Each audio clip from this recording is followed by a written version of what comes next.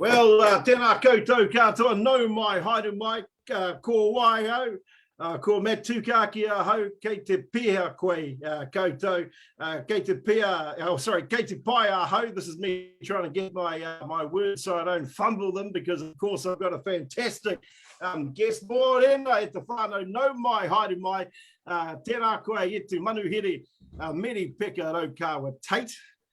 Nā take o te rā, ko te ACT Party, me COVID-19, me vaccine passports, me MIQ spaces, me racism, me huas in abundance. Nā take o te rā. Hey, welcome whānau, if you're joining me for the first time. Morin, of course, Matt Tukaki is my name. You'd have to be a blind Freddy if you didn't know that, considering you're following my page. Hope you're well on this Sunday morning. In the absence of any credible news, information, sport and weather on the wires on a Sunday, thought we'd jump online. I've got a very special guest. Introduced her briefly before. Of course, her name is Merepeka Raukawa Tait. You fellas will all be familiar with Merepeka. She's probably one of the greatest doyons of Te Arawa news, sport and weather I know of. I'm just kidding. Welcome, Merepeka. Morning, Matthew. And morning, and also to thousands who are watching this morning. Well, absolutely. I mean, if TV1 and TV3 don't want to pick us up, we'll just start our own TV station. Isn't that what being Māori is all about? Well. Absolutely. Hey, let's kick off. I mean, there's been a lot in the week in politics. A lot in the week of health news and all the rest of it. But actually, one of the big ones, of course, is David Seymour and the ACT Party. Now, I probably shouldn't have said on live on national TV to David Seymour, go and get what. But the point of it is, though, for the last couple of weeks, it's just been a descent into madness, where all of a sudden we're dealing with, obviously, a global health pandemic. We're in alert level 4 lockdown in Tamaki Makaurau. And then here we have David Seymour going off script, I guess you could say it. And all of a sudden, Māori have become an issue once again. What do you think about what's going on?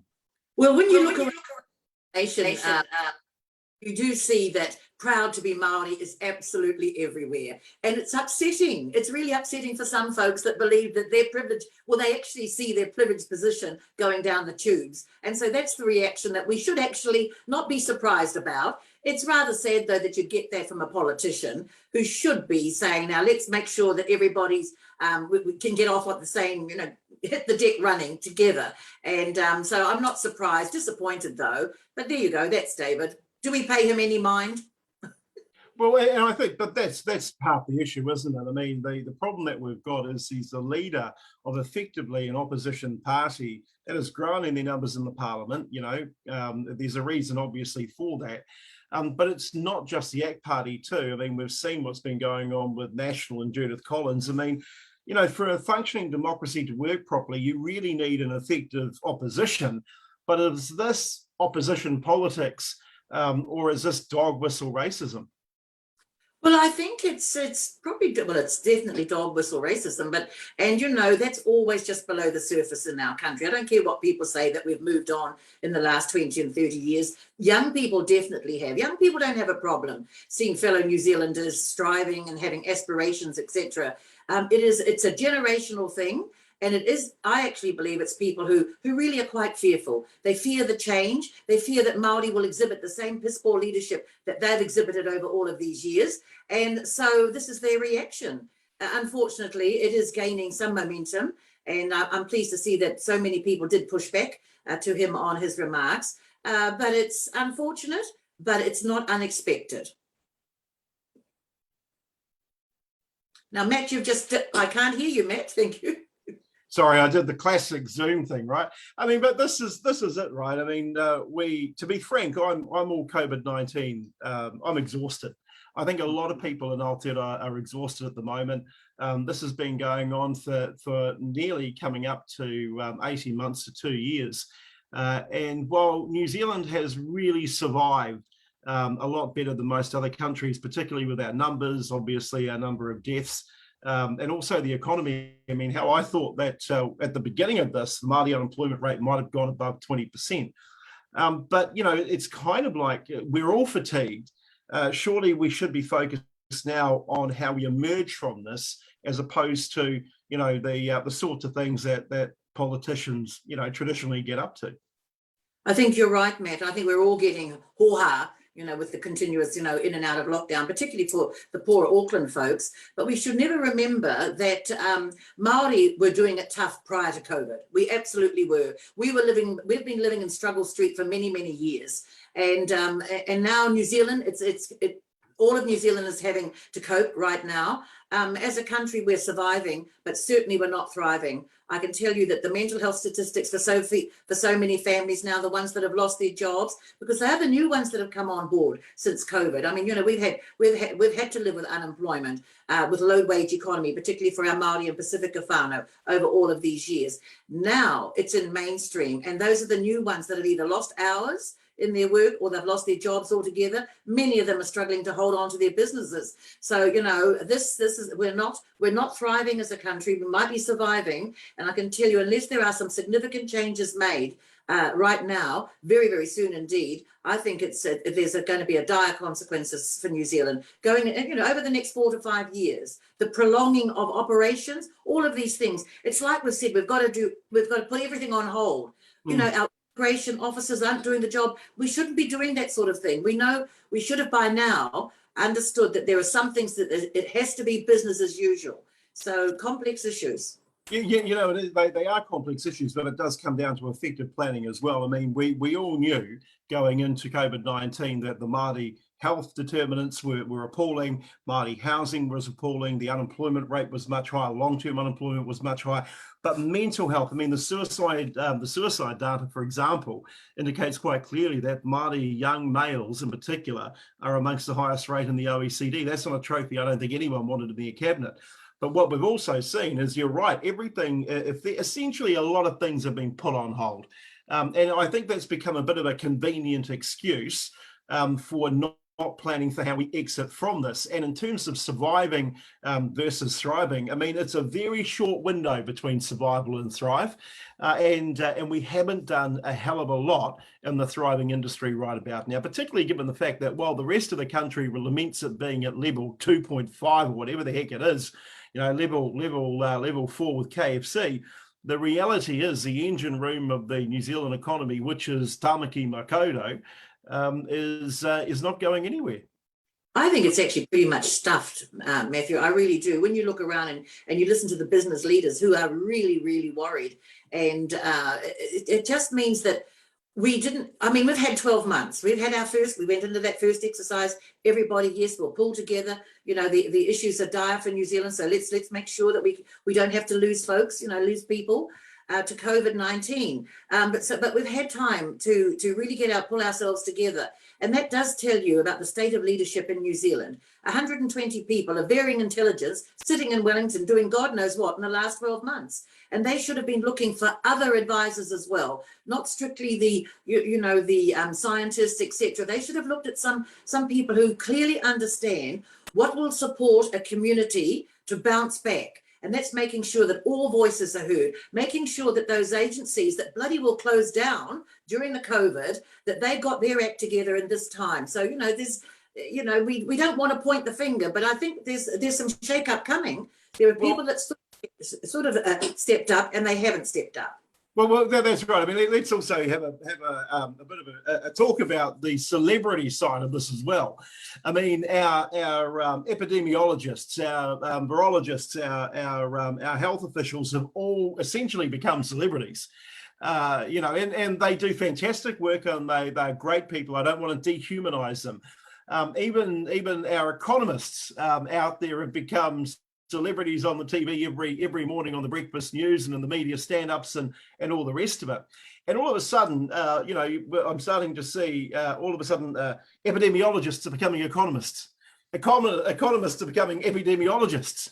And it's kind of like, well, hang on, where are the real discussions about what we need to be doing now to plan for exiting out of this? And that comes down to leadership. Yes, and I understand the value of having these scientists and these experts giving their advice to the government.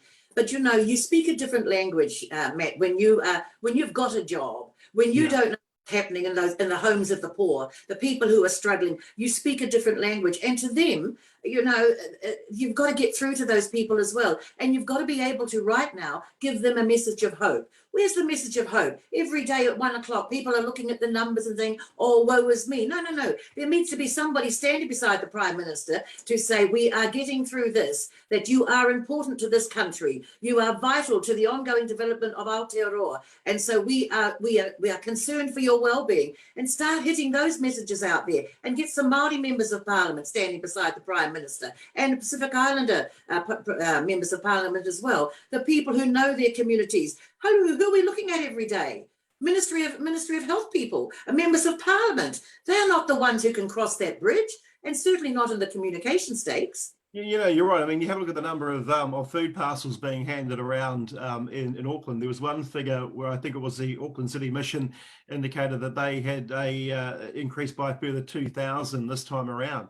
The use of the wage subsidy is useful to small business, but it only lasts a certain period of time. The underlying, as we said before, the underlying issues that were already present before COVID-19 came along, they haven't gone away. Effectively, they've become amplified.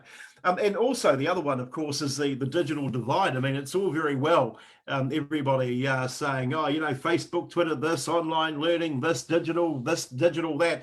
But at the end of the day, a lot of our young people, particularly in lower decile school areas, I'll just call them that, brown postcodes, they don't have a device, let alone an internet connection, because mum and dad are struggling, or mainly just mum or dad, struggling to keep food on the table. They don't even have enough money for data for their mobile phones, let alone a device where children can log on and do their online learning.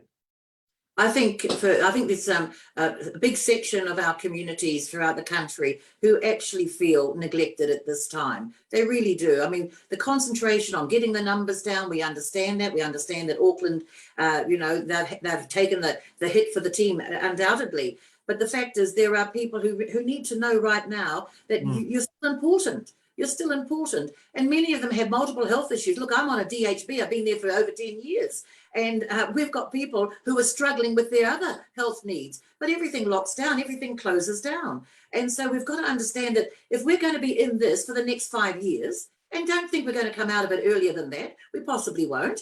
We'd like to think we will, but the ramifications of all of this COVID and now the Delta variant, we're going to have other variants heading our way. Well, that's right. I mean, you know, we've had the bird flu, we've had SARS, we've had this, we've had that, and now we've got COVID-19. And so it's a very short timeline now in between those variants, and I think, for example, the Delta variant is one thing to talk about, but there's another one emerging. There's the Lambda variant out of South America, this new Mu variant, and so on and so forth.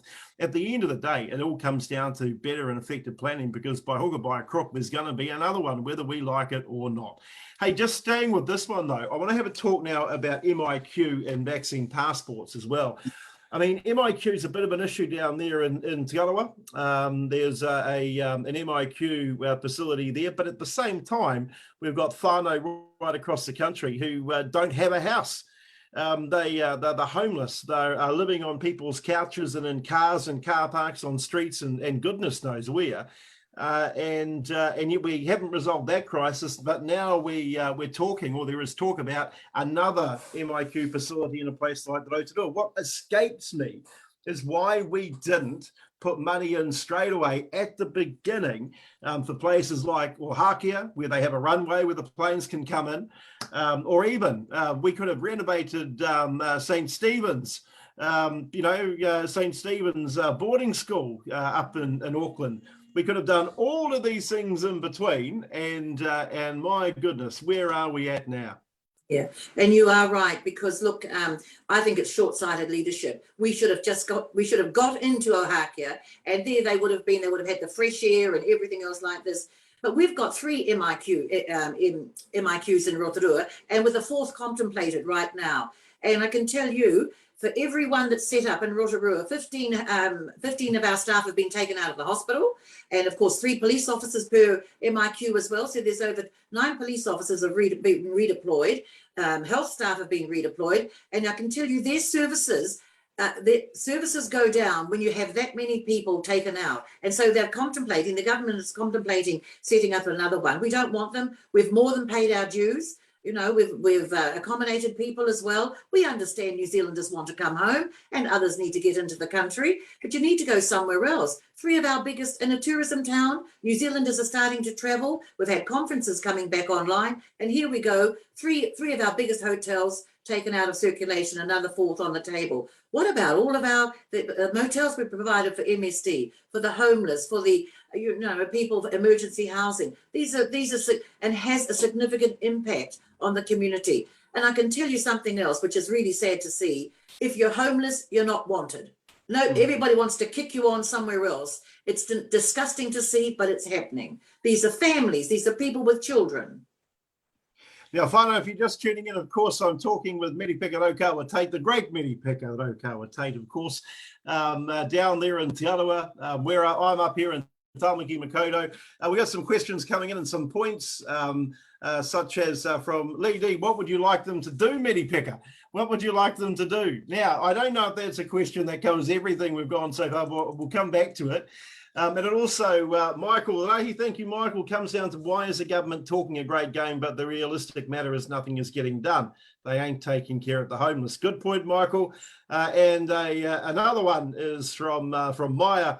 What about mental health and suicide prevention again? Well, you know, having just talked about mental health and suicide prevention, actually one isn't disconnected from all the other myriad of issues. The amplification of what's going on in terms of homelessness, the fear of the loss of a job, the fear of the future. And of course, we've got the suicide data coming out in the next couple of weeks. So that should be a really good indicator. But moving on just from the MIQ facilities for a moment, vaccine passports. There are a lot of, just a message from me, and I hopefully Merepeka's in with this one too. But whānau, if you haven't gone and got your jabs yet, go and get your jabs. Make sure you do your research and all the rest of it. But look, I've had the double jab, and you don't see a fork stuck to my forehead like somehow I've become magnified. So if you've got an opportunity to go out and get there, but vaccine passports, Merepeka. Here's the interesting thing. If our whānau travel to other countries around the world, they are potentially required to get a shot because all we've got is a little cardboard piece of paper to indicate that we've got our jabs. But in places like New York City, you can't go out and have a meal unless you've got your vaccine passport on your little phone wacky thing. Over in London, you can't travel outside of the UK to places like Europe and so on and so forth. Should we be more prepared? I mean, the Ministry of Health have said, look, it's not going to be until around December we might have something. That's still a few months away. Yeah, I think a jab passport will come in. I mean, if you're going to travel, then you actually, because of the world, because of the nature of these horrible variants now, I think it's just going to be a fact that we're going to have a card or a stamp in our passport. You want to travel, that's the price. Otherwise, stay home. You've made the choice. You've made the choice either not to get vaccinated. You've made the choice that you don't want to have that stamp in your passport. Then stay bloody home. I don't want to be so, I've made mine. I'm going to get that passport. You've made your choice. Then stay home. Well, that's right. I don't. When all this is said and done, I don't want to be going and hanging out at my favourite sports bar, putting a couple of pingers on the racehorses, having a jug of beer with other people that are sitting in there. That might actually pass something on to me. You know, it is about personal choice. I get that, but it's also about freedom of movement. It's about all of these other sorts of things that are going on in the world today. And the old way, just like we've talked about with every other take on the table, the old way of doing things is no longer the way of doing things. We've just got to adapt. Oh, look, Matt, do you remember after 9/11, which I mind that's the 20th anniversary today in America, but after that, everything changed when you were going through through airports and things like that, the heightened security. I mean, that happened after that event. And America went, gangbusters on that. Hey, you've got to do this, you've got to do that if you want to come into our country. Well, we at the time I thought, oh goodness gracious, how ridiculous. But hell, you want to travel to the States? Them's the rules. And now we do the same damn thing, trying to get into Christchurch, trying to leave Auckland Airport, that sort of thing. So, change happens, and you either go with the flow or you stay home. Keep yourself safe in your bubble. That's right. We've got another couple of comments coming in. Quite a few comments, actually, about 96 comments so far. So, hell, we're doing better than TV1 on a Sunday morning. Hey, one of the comments we've got here is from Lynette Stevens. Kia ora, Lynette. Lynette's fantastic. Some doctors, she says, and so-called experts don't know about genetic conditions like my son had when he was misdiagnosed after his flu vaccine. Actually, that's a really good point, because we actually do. We're not ever going to get 100% of the population, vaccinated, purely because there are some people in our community with underlying health conditions that just won't be able to be vaccinated. So the government's going to have to take all that into account as well. I won't say what Sam Bro says, but Sam, I'll just say you're getting vaccinated, and that's that. I'll leave the other 4-letter word out there, Sam. Where, bro? Hey, it's Sunday morning. Go and have a cup of tea. The last thing I wanted to talk about is really the big kaupapa on the table. At some point, like we keep on saying, we've got to come out of this. And I will say, good on the government, good on Aotearoa for dodging what is a bullet that others have not been able to dodge. Very thankful that our borders, in large part, even though there's been some challenges with them, have meant that our hospitals aren't necessarily overwhelmed as much as they could have been or had been predicted. And indeed, that we weren't facing the thousands and thousands and tens of thousands of deaths that were originally predicted at the beginning of the pandemic. So that's all ka pai. Fantastic. That is great. But the big question now, Merepeka, is let's imagine a world where all is good and you and me potentially are running the joint. I won't go that far, otherwise people might think we're in North Korea. But what would be some of the big ideas you would put forward that would, not just materially, but at the local grassroots, the flax roots level, change people's lives? What would the future look like?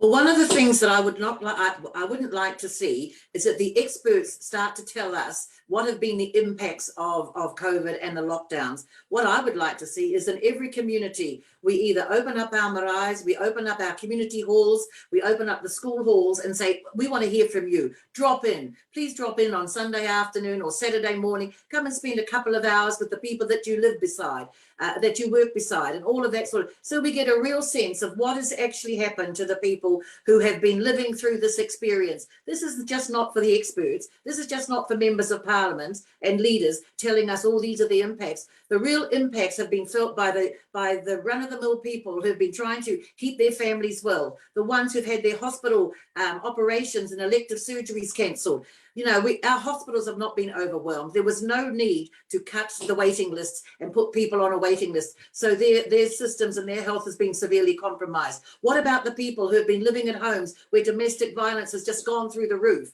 All of those sort of things. So that's what I want to hear, so that we can start making the changes necessary. Because if these things are happening in lockdown, you can bet your boots that it's critical during the normal times as well. So there's lots to be learned, but I want to hear from the people who've lived it and we haven't seen on the screens, but have been doing it hard. They're the ones really that can tell us the true impacts. Absolutely. Well, and based on that, I've got a couple for you as well that have come through. So kia ora whānau, keep all the comments going. But one of the big ones I put forward is investing more in communities, but make the investments real. I mean, at the end of the day, communities know what communities know. They know what they want. They know what they need. They know where their issues are. They know what the solutions are. So instead of getting that fly in, fly out workforce every 5 minutes, as they do in Australia with the mining sector, how about we empower those communities to be all they can be? And that's the true art of getting stuff done.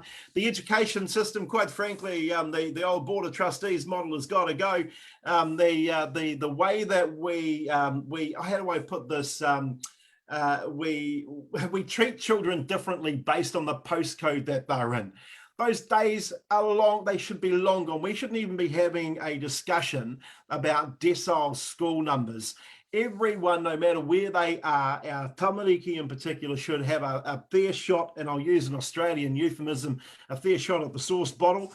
And by that I mean, just because they might be in a brown postcode doesn't mean that they shouldn't have access to the internet and that they shouldn't have access to devices. And if it's one big investment the Ministry of Education can make now, it's that, because quite frankly, it's a human right.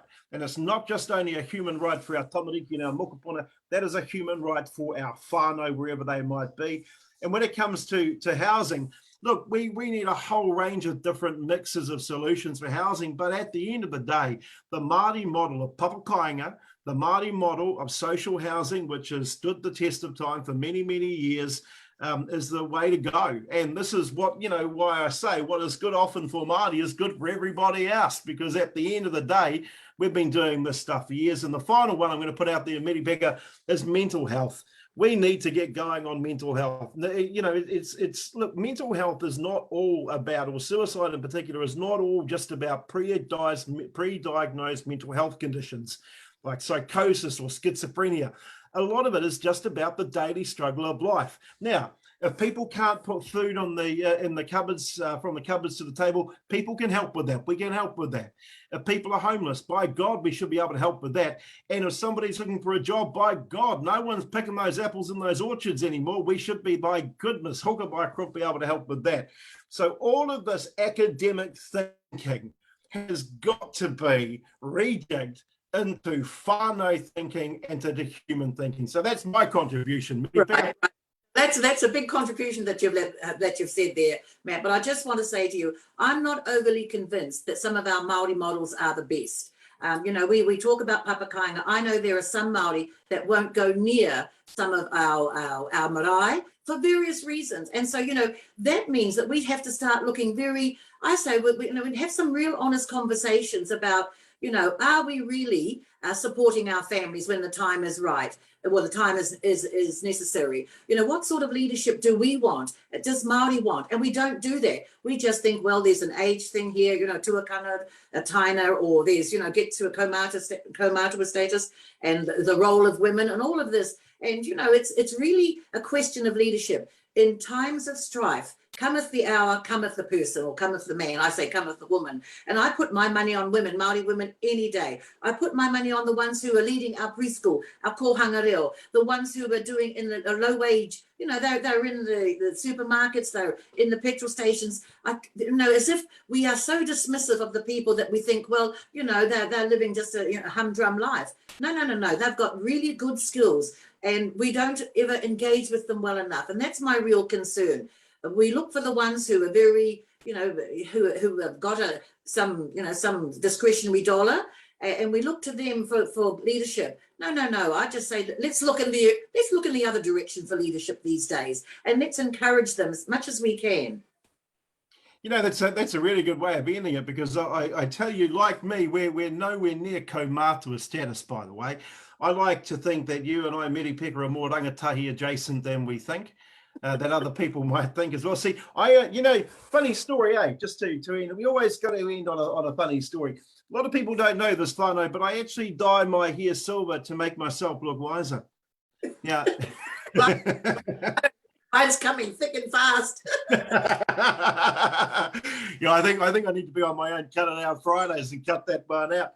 Hey, Merepeka Raukawa Tait, thank you so much for our little conversation this morning. Whānau, keep the comments coming. Make sure you hit the share button, because the conversation this morning has been rich. It's been fun. It's been holding people to account, which is what we do as Māori in the Te Ao Māori world. But the other thing too is, in your comments, make sure, instead of just saying, oh, he did this or she said that or they did whatever, put your ideas. At the end of the day, you fellas are in the community like we are. You're at the flax roots of our communities right across the country. What would you do?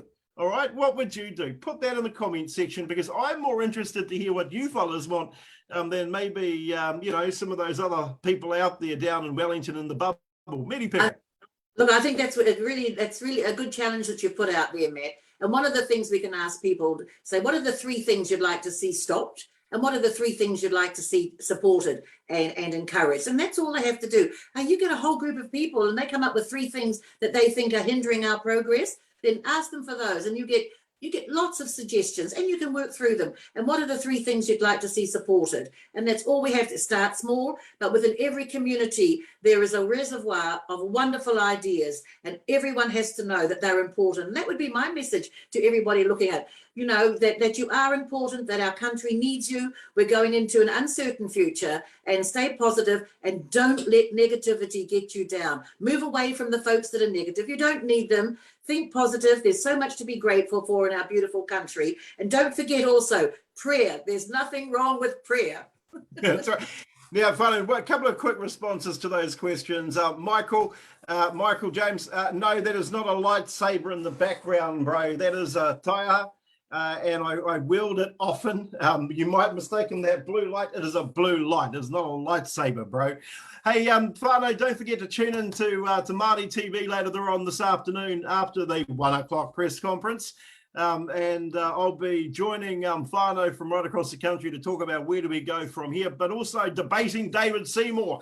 I understand I might be debating David Seymour from the ACT Party about 1:30, 2 o'clock, or whenever it might be. But, if you want to see a rip-roaring good show of it, then tune in. Merepeka Raukawa Tait. It is always a fabulous, pleasure having a conversation with you. You're an inspiration. You're a dab young hand, and more than that, I can't wait for us to catch up one of those Te Anawin coffees or cups of tea. I hope you realise what I did for you last night. Sunday solutions. My Sunday solution is always, don't open those blinds yet. Don't open the curtains yet. I had this wonderful bottle of non-alcoholic red wine. How's that? Well, I'm looking shady this morning, so cup eye you. I had my Chardonnay, otherwise known as a box with a silver pillow on it that you can blow up after you've emptied all the contents. Hey, it's been good being with you, Matt. You take care. And when are you hoping to get out of lockdown? On Tuesday or Wednesday? Oh, look, I don't think we're going to be getting out of lockdown in Tamaki anytime soon in the way that we all think we are. Unless Whānau get tested and get out there, I think it's going to be a long time. Hey, anyway, Merepeka, we'll end it there. Otherwise, we'll be here all afternoon. You take care. Don't forget, Whānau, 3 things. Merepeka has given you the challenge, 3 things. Put them up there, and we'll talk to you later. Ka kite, Merepeka. Bye now. Kia ora.